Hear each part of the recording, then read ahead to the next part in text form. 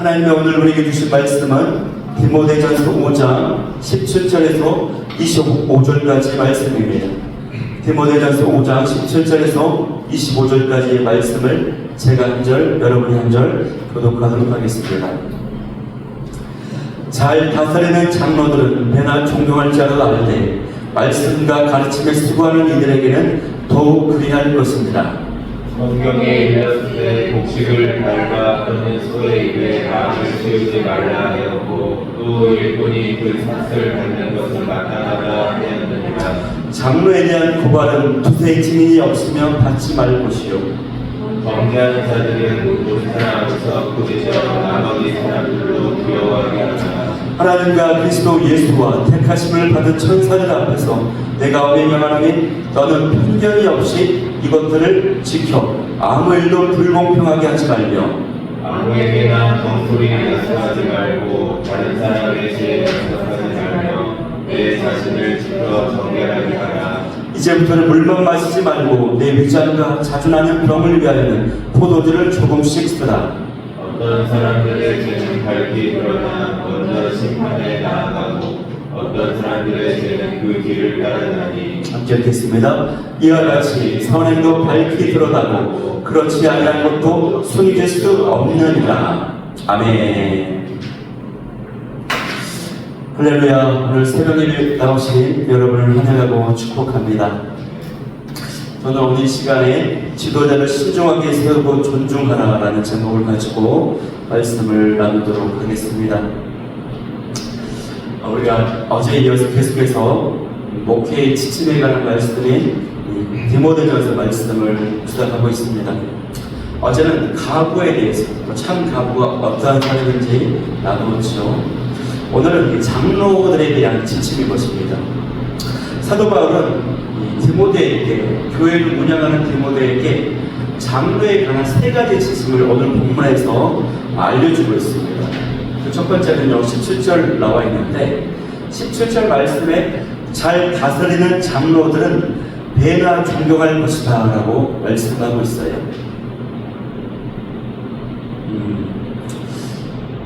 장로의 자격에 대해서 앞서서 사도 바울이 디모데전서 3장에서 말한 바가 있습니다. 그 자격 중에 하나가 한 가지가 뭐였냐면 집을 잘 다스리는 것이 장로의 자격 중에 하나였거든요. 잘 다스리는 것, 집을 잘 다스리는, 가정을 잘 다스리는 사람이면 이미 검증이 되었다고 보는 것입니다. 이미 검증이 되었기 때문에 그런 사람이라면 교회의 장로로서 교회에도 지도자가 되어서 잘 다스릴 것이다라고 보는 것이에요. 그래서 여기에 17절에 잘 다스리는 장로라고 하는 것은 두 가지의 의미가 있는데 가정도 잘 다스리고 교회도 잘 다스리는 그런 장로를 의미를 하는 것입니다.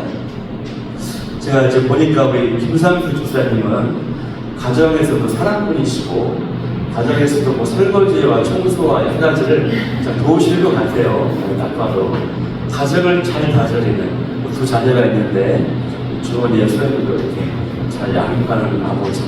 그래서 나중에 교회에 아주 훌륭한 장로님이 되실 것 같습니다. 네, 이렇게 될 것 같다는 생각이 듭니다. 자, 오늘 말씀에요. 이렇게 가정도 잘 다스리고 교회도 잘 다스리는 이 장로. 장로는 배나 존경할 자로 여기라 말씀하고 있습니다. 배나 존경할 자로 여기라. 여기에서 말하는 이 존경의 의미는요, 우리가 마음적으로 정신적으로 존중하고 존경하고 이런 마음을 포함해서 어제도 나누었지만 물질적인 지원, 물질적인 책임을 포함하고 있습니다. 사도 바울의 핵심은 물질적인 지원과 어떤 보장, 이거를 존경의 표현으로 이렇게 설명하고 있는 것입니다.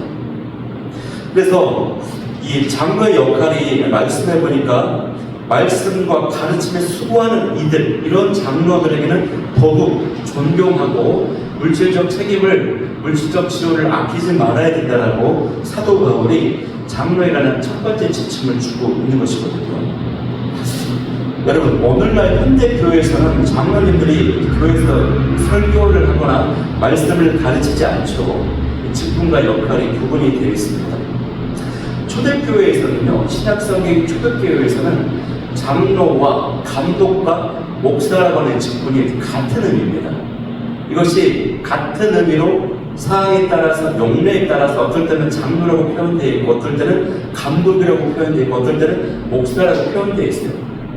이 세 직분이 같은 의미였고 다 같은 역할을 했는데 어떤 것을 했냐면 말씀을 가르치는 역할을 했습니다. 그리고 성도들, 영혼들을 돌보는 역할을, 목양치는 역할을 했습니다. 그리고 교회 질서와 교회 운영에 관한 전반에 걸친 것들을 결정하고 진행하는 역할들을 했습니다. 그런데 이러한 것들이 이제 오늘날 교회의 역사가 발전되는 과정 가운데 좀 더 이렇게 분화되고 조직화되면서 목사의 역할, 장로의 역할 이렇게 명확하게 이제 제도적으로 구분이 된 것이죠. 그래서 이런 것들을 좀 참고하면은 이 말씀, 장로가 왜 말씀과 가르침을 주는 것일까라고 의아하실 수 있는데 그런 특징을 좀 살펴볼 필요가 있겠다. 그러면 말씀 이해하는 데 좀 더 도움이 되리라 생각이 됩니다. 그런데 이 말씀과 가르침을 주는 것이 아주 수고스럽다라고 이렇게 성경에 기록하고 있어요. 저도 한때 이제 목회자의 삶이 아니라 교사의 삶을 계획한 적이 있었거든요. 근데 제가 이제 고등학교 때 선생님이셨던 그 선생님께서 나중에 이제 교직을 그만두시고 목회를 하셨어요. 목회를 아주 잘하고 계세요. 근데 그 목사님께서 하시는 말씀이 이런 농담반 진담반 이런 이야기를 하셨어요. 그때는 스승의 그림자도 밟지 말라라고 하는 스승의 교권에 대한 논의가 있었을 때였거든요. 지금은 학생들이 워낙 말을 안 듣기 때문에 교사의 어떤 직업이 굉장히 힘든 직업이죠. 근데 그때 당시에는 교권이 아주 확립되어 있었습니다. 그래서 이 목사님이 농담반 진담반을 어떻게 얘기하냐면 교사는 교과서에 있는 내용 그대로 1년 365일 해가 바뀌어도 똑같은 내용 그대로 가르치면 되는데 내가 이제 목사가 되고 보니까 이 말씀은 항상 새로운 것을 연구하고 새로운 말씀을 녹여줘야 되니까 보통 힘든 것이 아니다 막 이런 얘기를 하더라고요. 제가 목회자가 되어보니까 그 말이 참 일리가 있다는 생각이 됩니다. 한국의 유명한 설교자인 오카르 목사님의 경우도 보면은 오카르 목사님이 한국을 대표하는 설교자인데 오 목사님도 살아생전에 한 이야기가 있어요. 다른 건 다 감당하겠는데 이 설교만 없으면은 목사 노릇도 할만하다. 근데 이 설교 때문에 보통 힘든 것이 아니다. 한국교회를 대표하는 내노라는 그 설교의 대가인 오카르 목사님께서 살아생전에 그 이야기를 했어요. 설교만 아니면 목사 노릇 얼마든지 할만한데 이 설교가 보통 부담되는 일이 아니라고요. 말씀을 연구하고 가르쳐서 항상 이렇게 새로운 말씀을 전하는 것은 정말 수고스러운 일이에요. 사도 바울이 첫 번째 준 이 지침의 핵심은요, 존경하라고 하는 것인데 물질적 지원을 포함하는 것입니다. 교회 지도자가 전임으로 수고하고 있으니 경제적인 영역을 책임져 주라 이 말씀이에요. 그래서 18절 말씀에 성경에 일렀을 곡식을 밟아 떠는 소의 입에 망을 씌우지 말라. 또 일본이 그 싹을 받는 것은 마땅하다 하였느니라 라고 사도 바울이 말씀하고 있는 것입니다. 사도 바울이 이 말씀은요, 신명기 25장 4절의 말씀을 인용하고 있는 말씀이거든요. 바로 또 같은 이야기를 고린도전서 9장 9절에도 같은 말을 하면서 인용해 있어요. 그 예수님도 누가복음 10장 7절에도 보니까 같은 말씀을 하고 있어요. 소가 열심히 일하는 수고를 했다면 그 곡식을 배불리 먹을 수 있도록 일을 하면서도 곡식을 먹을 수 있도록 소의 망을 씌우지 말라는 것입니다. 마찬가지로 일꾼이 그 수고에 대한 합당한 보상을 받아야 된다는 하는 것이에요.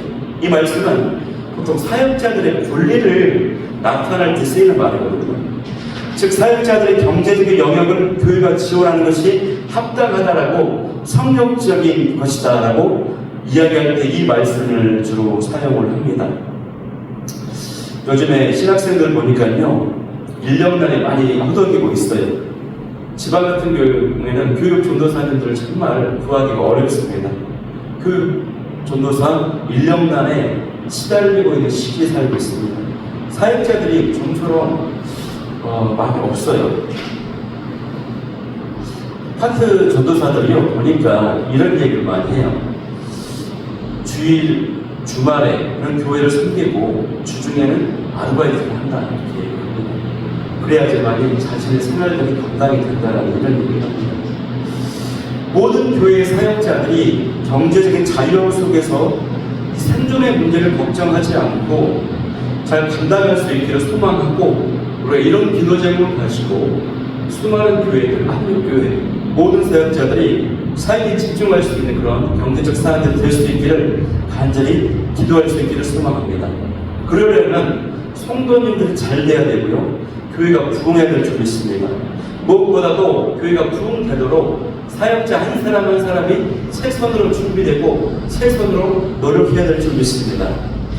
특별히 우리 김상수 홍성훈 집사님, 사실은 작정기도 예물을 좀 받고 제가 기도 제목 보니까 특별히 우리 화천세계한교회 8월 안에 5가정 11조 감당하는 가정, 그리고 35 가정 11조 감당하는 가정, 이런 기도 제목 올려주셔가지고 제가 너무 위로가 됐습니다. 응원이 됐습니다. 너무 감사했습니다.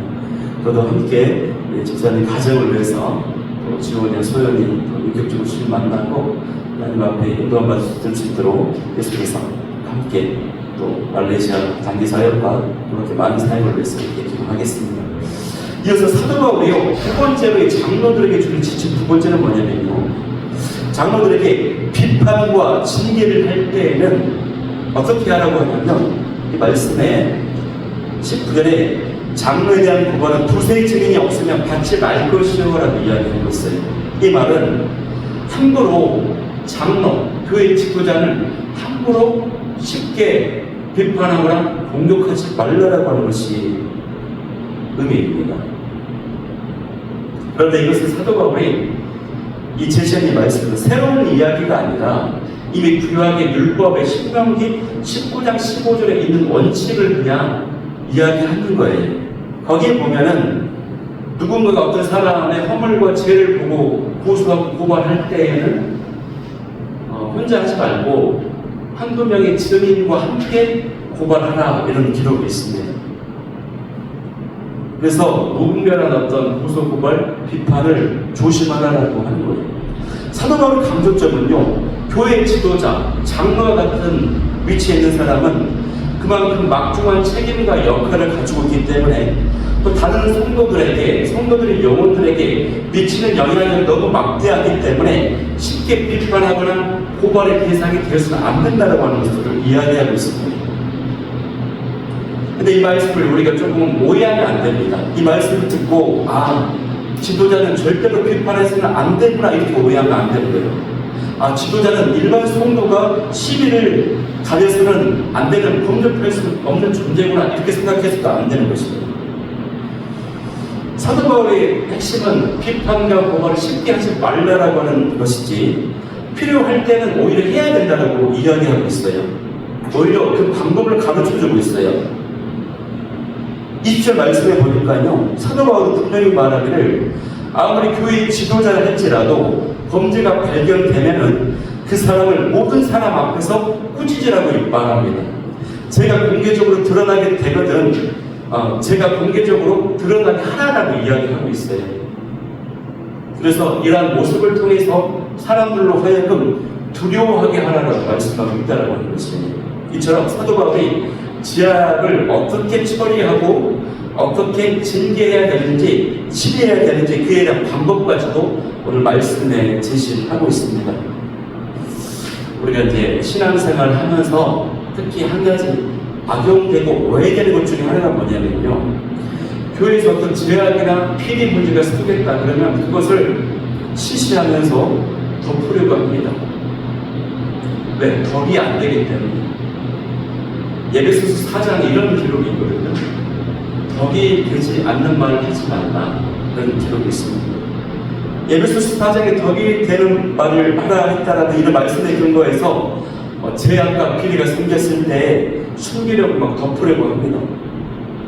그래서 이 비판하는 것을, 제약을 드러내는 것을 잘못된 것으로 막 금기시 막 여깁니다, 여러분. 근데 이거는 말씀을 아주 잘못 오해하고 있는 것이에요. 예배소서 4장에는 덕스러운 말을 하라라고 하는 의미입니다. 더러운 말을 하지 말라, 선한 말을 하라.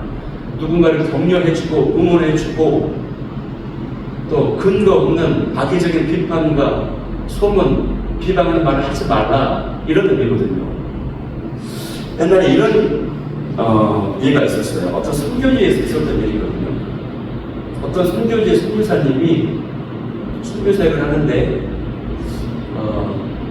아이들을 성추행을 막 하는 겁니다.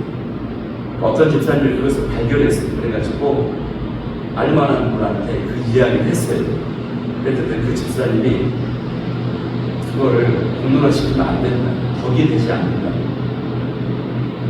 말씀에 교회의 덕이 되게 하라고 하지 않느냐, 그래서 공론화하지 말라고 했어요. 그런데 제가 끊어지지 않는 겁니다. 한국으로 돌아왔어요.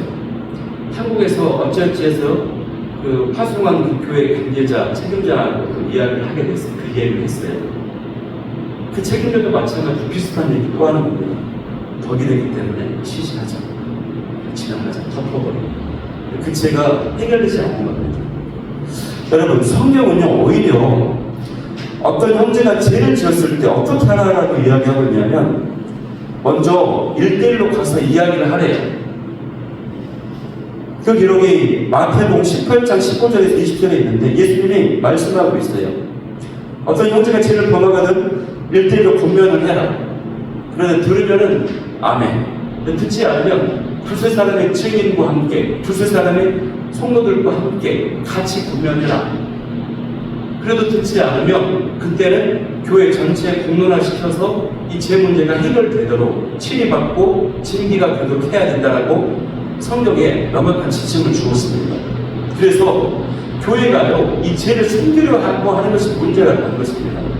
저와 여러분은 어떤 죄가 있었을 때 기도하면서 사랑의 마음으로 공면하고, 그래도 안 되면 다른 형제들과 함께 공면하고, 그래도 안 되면 교회가 이 문제를 가지고 어떻게 해야 될지 공론화시켜서 그 영혼이 죄악 가운데 떨어지지 않도록 해야 될 줄 믿습니다. 그래서 죄를 묻고 숨긴다라고 하는 의미가 아닙니다. 사도 바울은 장로와 같은 지도자일지라도 이 죄가 있다라면 신중하게 생각해서 처리해야 된다라고 말씀하고 있어요.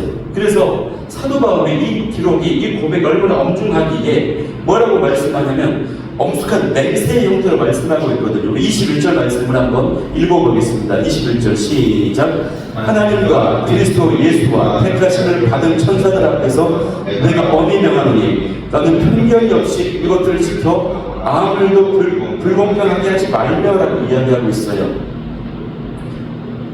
교회 지도자를 치리하고 징계할 때에 공개적으로 공론화시켰을 때 이것은 그야말로 하나님과 예수님과 천사들 앞에서 천상에서 벌어지는 재판, 천상에서 벌어지는 법정과도 같은 아주 엄숙하고 엄중한 사안이다.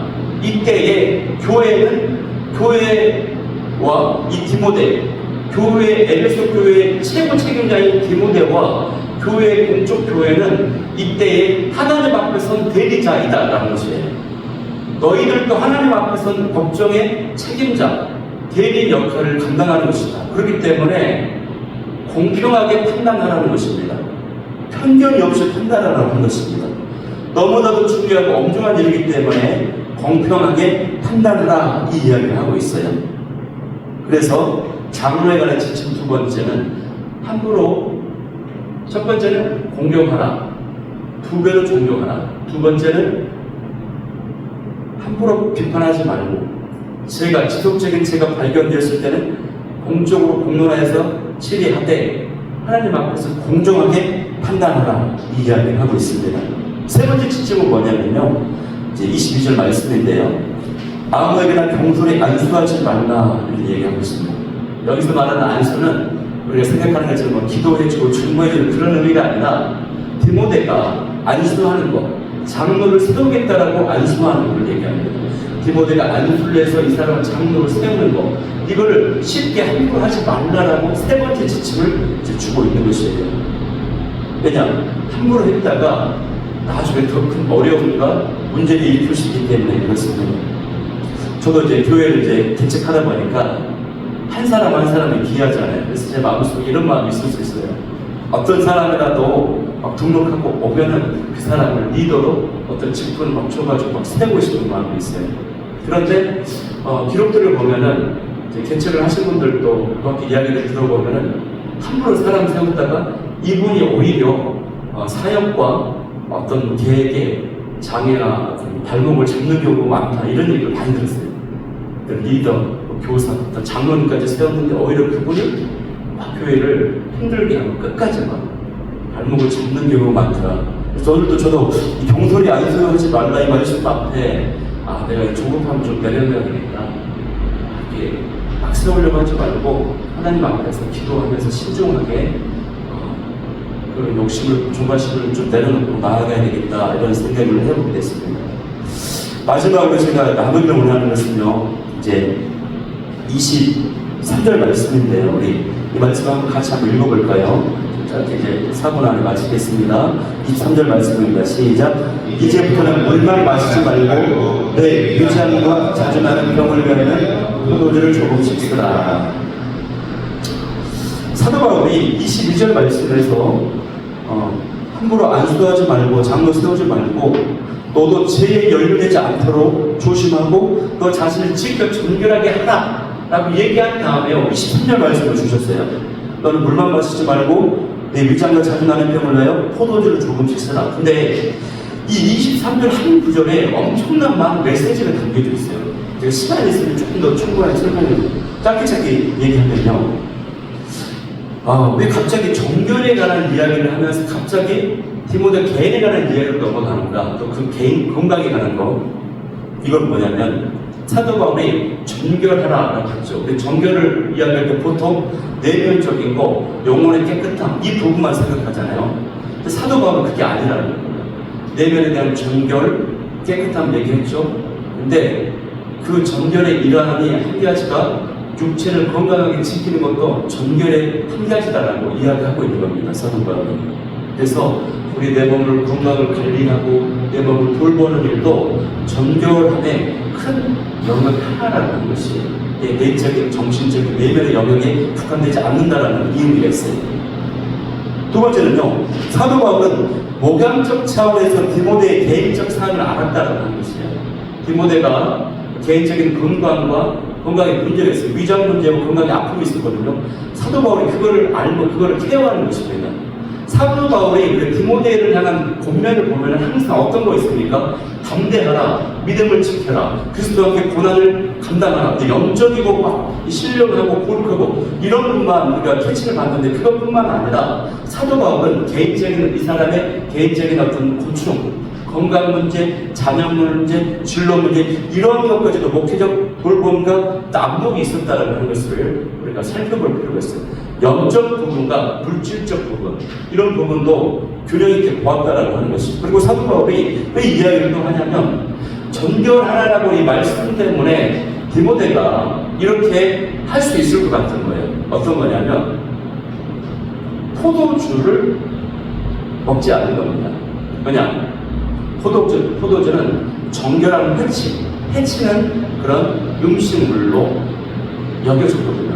그렇기 때문에 정결하라고 하는 이 말씀 앞에서 디모데가 물만 마실 것 같은 거예요. 근데 그거 아닌데 너는 건강이 안 좋기 때문에 당시 포도주는 의학적인 치료제로 쓰였거든요. 그래서 내가 이 정결하라고 하는 이 말 때문에 이 말씀을 율법적 영속으로 받아가지고 기계적 율법으로 받아서 네가 정말 건강이 안 좋기 때문에 포도주를 쓰면서 네 몸을 챙겨야 되는데 그러지 않을 것 같은 거예요. 사도 바울이 볼 때 디모데. 그러니까 디모데가 이 말 때문에 기계적 율법적 영속을 받지 말고 이 건강을 위해서 포도주를 좀 조금씩 써라 이 이야기를 하고 있습니다. 무슨 얘기입니까? 우리가 절제와 자유, 균형을 이제 이야기하고 있어요, 여러분. 특별히 이 말씀은요, 율법적 영성을 지닌 분에게 우리가 얼마나 하나님 안에서, 복음 안에서 자유할 필요가 있다. 우리 신앙생활과 어떤 걸 생각하고, 결정하고, 행동하고, 판단하는 데 있어서 자유한 가운데 우리가 어떤 것들을 결정할 필요가 있다. 이런 의미를 담고 있는 것입니다. 제가 시간이 좀 있으면 더 충분하게 나눌 것인데, 그래서 이게 바로 복음입니다, 여러분. 정말 영혼의 가치, 영혼의 본질, 영혼의 유익이 무엇인지를 따지면서 가야지, 그걸 따지지 않고 무조건 영적으로 막 이것저것 율법적 가르침과 많지 않습니까? 기도 생활, 예배 생활, 헌금 생활 막 약간 이것저것 그런 것들을 기계적으로 하다 보면은 더 중요한 가치와 생명과 유익을 놓칠 수 있다. 이걸 분별력이 있게 우리가 절제와 함께 자유를 같이 생각해야 된다는 하는 것을 살펴볼 필요가 있다는 하는 것이죠. 그래서 이런 은혜, 분별력의 조화 여러분 가운데 있기를 소망합니다.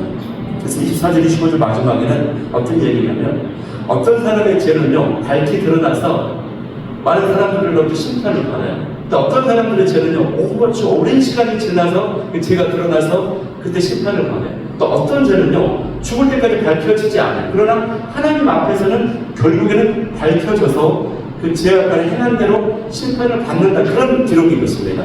죄악도 그렇고 25절에 선행도 마찬가지예요. 선행도 즉시 드러나서 사람들로부터 그 합당한 보상과 칭찬을 받지만 어떤 사람들은 굉장히 늦게 나타날 때가 있어요. 어떤 사람은 죽을 때까지 자신이 행한 선행이 나타나지 않아서 하나님 앞에 섰을 때에 그 선행이 나타나서 인정을 받는다. 이런 이야기입니다. 이 사실이. 그러니까 이건 뭡니까? 장로들을 심판하고 판단하고 세울 때에 이게 드러나기 때문에 정말 신중을 기하고 숨길 수 없기 때문에 자 신중을 기하라 이런 이야기입니다. 또한 이 말씀은 선을 해가지고 우리가 낙심하지 말라 이런 뜻도 됩니다. 특별히 우리 김상훈 집사님, 또 홍성훈 집사님 우리 함께 또 개척교회에 함께하고 계시는데 이것이 여러분 누가 알아주니까 우리 두 분의 이런 어떤 결정과 하는 것들 하나님께서 너무 기뻐하고 계신다고 하는 것을 이런 선을 행한 약한 교회, 개척교회 함께 예배 드려주고 함께 시간을 물론 짧은 시간일 수도 있지만 이걸 하나님 인도하셔서 받으면 되는 것이고 그 시간 가운데 함께 해주는 것 이거를 누가 알아주지 않는다 할지라도 하나님은 다 그 선을 기억하시고 그에 따라서 보상을 하시고 평가하신다, 기뻐하신다, 칭찬하신다 이런 기록인 것입니다. 그래서 우리가 선을 행하되 낙심하지 말지니 당장 드러나지 않는다 할지라도 하나님 앞에서 반드시 그것이 선악간에 나타나서 그에 따른 보상과 대가를 받을 수 있다라고 하는 것입니다. 이 말씀을 기억하면서 나아갈 수 있기를 원합니다. 그래서 제가 나누기 원하는 세 가지 기도 제목은요. 첫 번째, 교회에 이 땅의 모든 교회에 좋은 지도자들이 세워지게 하여 주옵소서. 두 번째는요. 교회의 지도자를 비롯하여서 그 누구라도 함부로 판단하거나 비판하지 않게 하여 주옵소서. 세 번째는 죄악이 발견되면 드러나서 처리가 되게 하여 주시고 나는 그 죄악과 상관없는 정결한 삶을 살아가게 하여 주옵소서. 이 세 가지 기도 제목 가지고 우리 찬양하고 나아가도록 하겠습니다. 우리 신실하게 찬양하며 나아가도록 하겠습니다.